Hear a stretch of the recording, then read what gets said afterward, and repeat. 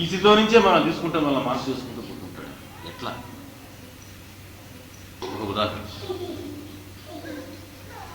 ఎవరో ఏదో ఒక కోరిక కోరుతాడు. మొదట బాబా చూసినప్పుడు ఇట్లా ఏదో సత్సంగంలో లేకపోతే ఇంకెక్కడో బయట ఫోటో తీస్తూ లేదా కష్టాలు ఉంటే ఎట్లా అనుకునేటప్పుడు ఎవరో సలహాతోనో బాబాకి మొదటిసారిగా దండం పెట్టాడు.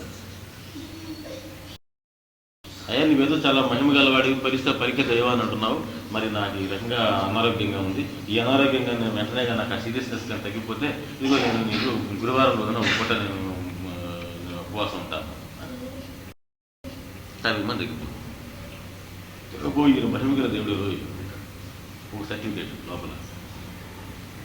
సరే, ఆ తర్వాత మళ్ళీ ఇంకో కష్టం వస్తుంది. ఈసారి ఇంకో టెస్ట్ పెడతాడు ఆయన. పాపం ఆ టెస్ట్ కూడా పాస్ అయ్యాడు. ఆ టెస్ట్ కూడా పాస్ అయ్యేటప్పటికి నెమ్మదిగా ఇది బాగానే ఉంది, అయినా వెంటనే వస్తుంది కనుక మిగతా అంతా ఎందుకు వేస్ట్ కదా, ఈయనే పట్టుకుందాం అనిపిస్తుంది. సరే, ఆయనే పట్టుకోవడం మొదలు పెడతాడు. ఆయన ఫోటోని మెయిన్గా పెట్టుకుంటాడు, ఆయన నామే చేసుకుంటూ ఉంటాడు. ఇట్లా కొంతకాలం మళ్ళీ షిరిడీకి పోతాడు, బాబా చిత్ర పారాయణ చేస్తూ ఇవన్నీ చేసుకుంటూ పోతుంటాడు. బాబా భక్తులు అనుకుంటాడు. ఇంతకాలం పోయి కొన్ని కోరికలు ఇలా నెరవేరుతూ ఉంటాయి. ఉన్న ఫలాన్ని ఏమవుతుంది, ఒక కోరిక నెరవేరుతుంది. ఎక్కడో ఒక ఉద్యోగానికి ఇంటర్వ్యూకి, ఒక ప్రమోషన్కు దేనికి ఒక ఇంటర్వ్యూకి పెట్టుకుంటాడు. వాడు విధంగా పలాందరికీ మీరు ఈ ఉద్యోగం చేయాలంటే పలానా కాంట్రాక్ట్ రాసి ఇవ్వాలంటాడు. కాంట్రాక్ట్ కూడా సిద్ధపడ్డాడు, అగ్రిమెంట్ రాసి చేశాడంతా. ఇంటర్వ్యూకి ఇది కానీ వచ్చిందనంటే ఇక నా జీవితం ఇంకా 3 పూలు కాయలేను, నా పంట పడినట్టే అనుకుంటాడు. బాబా దగ్గరికి పోయి షిరిడీలో మరి ప్రదర్శనలు అవి చేసి మరి మొక్కుని వస్తాడు. బాబా నేను ఇంకేం అడగను, ఇంకొక్కటి ఇస్తే చాలు. ప్రతిసారి అక్కడ అడుగుతుంటాడు, అది వేరే విషయం. ఇంకొక్కటి ఇస్తే చాలు, ఇంకా నాకు ఇంకేం పనిలేదు, ఏం అడగను, ఇంకా నాకు ఇంక సమస్యలు ఏమీ జరిగిపోతాయి. సరే, ఇంత ఇంటర్వ్యూకి అటెండ్ అయినాడు, వచ్చాడు. ఇంటర్వ్యూలో సెలెక్ట్ అయ్యాడు. ఎంతో ప్రయత్నం, మన అంతటితో ఆగాడు. మన రికమెండేషన్లు, వ్యవహారాలు, లంచాలు ఇవన్నీ కూడా అయిపోయినాయి. అయినా సెలెక్ట్ కాదు. మొదటిసారిగా అనుమానం. ఇంతవరకు ఇంతకు ముందు జరిగినవంతా కూడా యాక్సిడెంటల్ ఏమో పంపతీసి కాకతాళీయంగా జరిగేయేమో, కోయిన్సిడెన్సెస్ ఏమో అన్నీ కూడా. ఆయన ఇలా అనుకుని దొంగపడ్డామేమో, అదేమిటి ఇది కూడా కావాలి కదా, ఇంతగా కోరాను కదా నేను అని అనుమానం. కొంతకాలం అడుగుతాడు బాబా మీద. ఏం బాబా దానికి అంటాడు. పెద్ద ప్రసంగాలకు పోడు, పెద్దగా బాబా కూడా దగ్గర పెట్టుకోడు. కానీ భయానికి దిగు నన్న పెడుతుంటాడు. దానికి దిగిన భయానికి ఇంకా కొంపలేమో మునిగిపోతాయేమో అని. కొంతకాలం అయ్యేటప్పటికి తెలుస్తుంది. ఆ పోస్టులో కానీ చేరున్నట్టయితే ఇంతకంటే బెటర్ పోస్ట్ అయితే ఇంటర్వ్యూకి వచ్చి ఆ ఇంటర్వ్యూలో అవడానికి అవకాశం. దాంట్లో కానీ ఇరుక్కుపోయి ఉంటానా, దీంట్లో పోయి ఉండేది లేదని తెలుస్తుంది. దాంట్లో ఏదో సర్వీసెస్ కోతలు ఏదో వస్తుంది. వాళ్ళు చేరిన వాళ్ళందరూ ఏడుస్తుంటారు కూర్చొని. అగ్రిమెంట్ రాసిచ్చారు కనుక బయటికి రాలేరు. అప్పుడు తెలుస్తుంది పొయ్యి ఉంటే మాత్రం మన పంపలు మునిగిపోయి ఉండేదని. ఓహో, నాకు తెలియకుండా మేలు చేశాడు కాబట్టి నాకు ఏది మేలో ముందు నాకు తెలియదు, నాకంటే బాగా ఇది సరే బాగానే ఉంది, నేను అడిగింది ఇస్తున్నాడు, నేను అడిగినా కూడా ఇచ్చాడు, నా యొక్క విశ్వాసం ఏమో అంత మాత్రంగానే ఉంది. కాబట్టి ముందు తన మేలు తనకు తెలియదు, తన మేలు బాబాకే తెలుసు, తెలిసినా కూడా ఎందుకు చేయాలా, చేస్తున్నాడు కాబట్టి ఎందుకు చేస్తున్నట్టు అనే జిజ్ఞాస మొట్టమొదటిసారిగా ప్రశ్న ఉదయిస్తుంది. ఏదో ఒక స్థితిలో ఎవరికైనా ఉదయించాల్సింది ఆ ప్రశ్న మాత్రం. ఆ ప్రశ్న ఉదయించకుండా మాత్రం మనం ముందుకు పోయే అవకాశమే లేదు. ఎందుకు బాబా మనం అడిగిన కోరికలను తీస్తున్నాడు?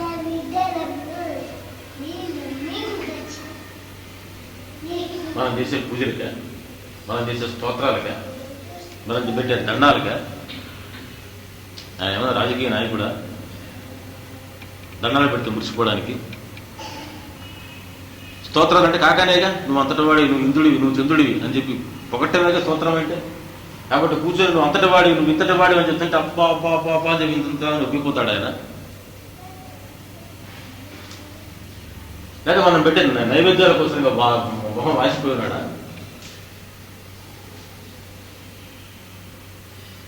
దేనికే?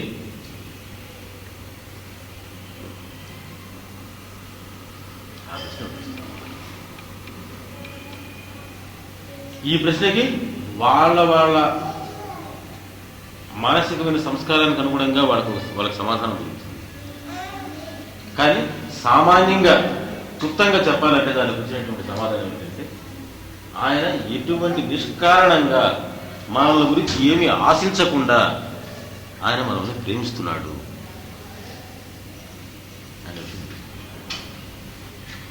సింప్లీ హీ లవ్స్, అంటే ఏమి కారణం లేదు, అందుకోసం కాదు ఇందుకోసం కాదు, మన క్వాలిఫికేషన్స్ చూసి కాదు, మనల్ని మానవులుగా చూసి ప్రేమిస్తున్నాడు. మన క్వాలిఫికేషన్స్ చూసి కాదు, మన నుంచి ఏం ఆశించి కాదు.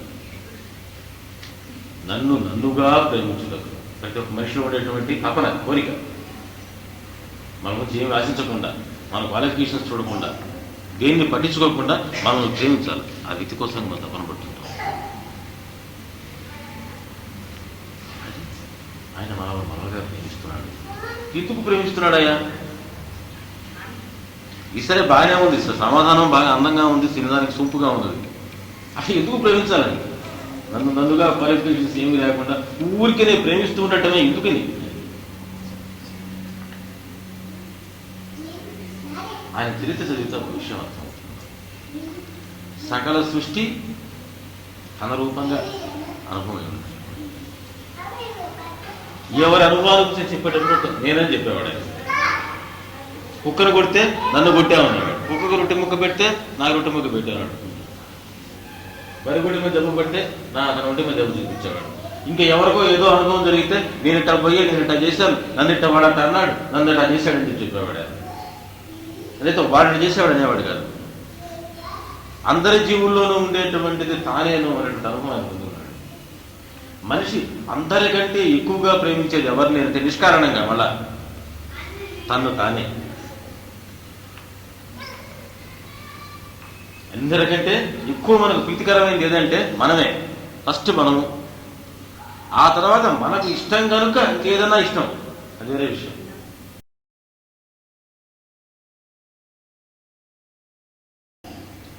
కాబట్టి మనందరిలోనూ ఉండేటువంటి ఆ తత్వం, ఆ నేననేటువంటిది ఆయనే అనుభవంలో ఉన్నాడు కనుక మనం నిష్కారణంగా ప్రేమిస్తున్నాను.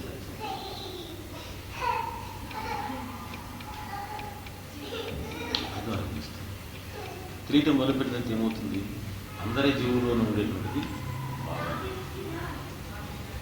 ఒక మనిషి పట్ల ప్రీతమైనటువంటి మమకారం, ఇంకో మనిషి పట్ల ద్వేషం, కక్ష, కార్పణ్యం, అవి తెలియకుండానే మళ్ళా తగ్గిపోతూ వస్తాయి. ఎందుకని? ప్రేమను అనుభవించేటువంటి వాడు ప్రేమను పెంచాలనిపిస్తాడు. ఎవడికి కక్ష, కార్పణ్యాలు ఇవన్నీ ఉంటాయనంటే ప్రేమను అనుభవించినటువంటి వాడికి. ప్రేమను ఒక్కసారి, నిజమైన ప్రేమను ఎవడన్నా కానీ అనుభవించాడంటే మాత్రం వాడు ఇంకొక మనిషిని దూషించాడు. నిజమైన ప్రేమ, మనిషి తన కోసంగా ఏమైనా చేయాలనేటువంటిది ఆ తపన ఎదుటి ఉండేటువంటి ఆ ప్రేమను కానీ అనుభవించాడు మనిషి అంటే ఇక ఎవరిని దూషించాడు. వాడిలో ఉండేటువంటి ఆ ద్వేషం, కక్ష, రెవెంజ్ ఇవన్నీ కూడా తీసుకుంటుపోవాలి. అటువంటి వాడే ప్రేమించడానికి, ప్రేమించబడ్డానికి కూడా. వాడు ప్రేమించబడుతున్నాడు, ప్రేమించలేకపోతున్నాడు, వాడు ఇంకా దొరుకుతుంది. కాబట్టి ఈ ఫీలింగ్స్ నేను చెప్పేటువంటి మాటల రూపంలో రాకపోయినప్పటికీ కూడాను ఇవి మనకు లోపల తెలియకుండానే జరుగుతాయి. అప్పుడు ఆయన యొక్క ప్రేమను గుర్తించి ఇక నా గురించి నేను ఆలోచించాల్సిన అవసరం లేదు, నా గురించి ఆయనే చక్కగా ఆలోచించాడు. ఎందుకంటే నాలో ఉండే నేను యొక్క శ్రేయస్సు గురించి ఆయనే ఎక్కువ తాపత్రయపడ్డాడు అని మనం ఎప్పుడైతే గుర్తించామో మనం ఏ విషయాల గురించి తాపత్రయపడటం మానేస్తాం. తాపత్రయపడటం మానేయటం హ్యాపీగా, ఆనందంగా ఉంటుంది. అట్లా ఆనందంగా ఉండి ఏ ఒక్క బాధరబంది పెట్టుకోకుండా, మనసులో బాధరబంది అంటే బాహ్యంగా మనం అన్ని పనులు వదిలిపెట్టాలని కాదు నేను చెప్పేది. ఆ లోపల ఉండే అనవసరమైన వరి, అనవసరమైన తాపత్రయం, టెన్షన్, యాంగ్జైటీ ఇవేవీ లేకుండా అన్ని బాగా చూసుకుంటాం. మనం చేయాల్సిన ప్రయత్నం వరకు మనం చేస్తుంటాం. మామూలుగా చేయాల్సిన ప్రయత్నం వరకు చేస్తుంటాం. లోపల టెన్షన్ ఉండదు, లోపల ఆనందంగా ఉంటుంది. ఎంత సీరియస్ ప్రాబ్లం నుంచి ప్రయత్నం చేస్తున్నా ప్రయత్నంలో లోపం ఉండదు, లోపల మనసుకు ఆనందంగా ఉంటుంది. ఈ ఆనందంగా ఉంటూ ఎటువంటి బాధరబంది లేకుండా ఉండటమే శరణాగతి. నాకు పగ్గాలు అప్పగించు, నేను చివరికి నాకు నేను తీరుస్తాను.